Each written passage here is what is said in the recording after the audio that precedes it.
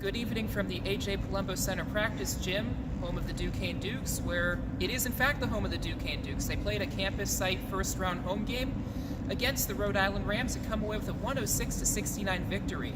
And for Duquesne, this is their third time in the entire history of the program that they scored 100 points or more. And really, it was because the whole group contributed.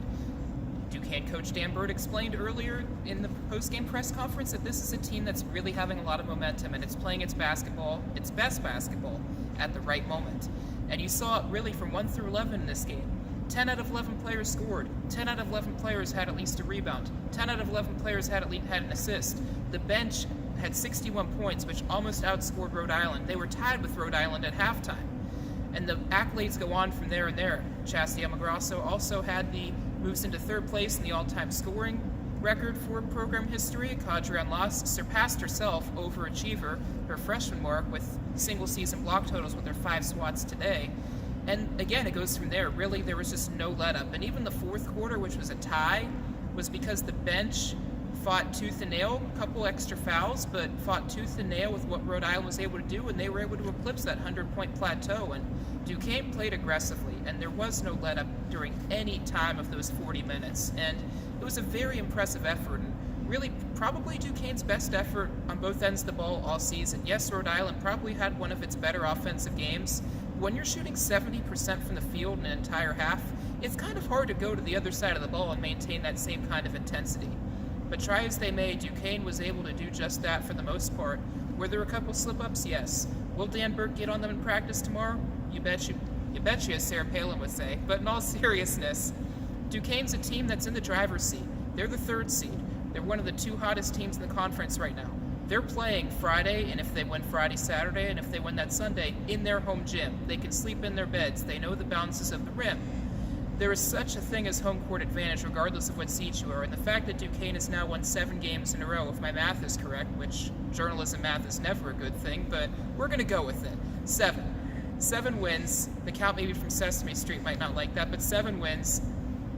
Fordham has 10. They're the 2 hottest teams. There's a potential that they meet up in the A-10 semifinals, and that might be a very, very good game.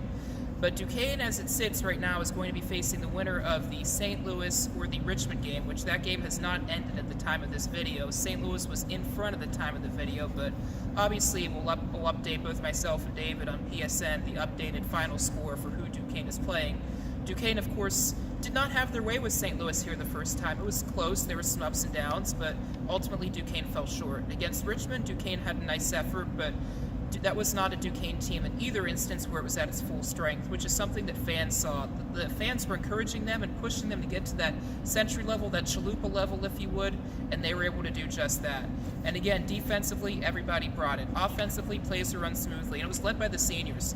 Connor Richardson only had to play 13 minutes, and she played exceptionally well, scoring 20 points. And it's clear she's not 100%. And when Dan Bird even mentioned the post-game press conference, there's technically 5 seniors since Eddie Kukuter is going to be graduating as a redshirt junior. So as a result of that, 4 of them are probably going to play professionally, whether it's WNBA, possibly Cadrian Loss's case, or overseas for the rest.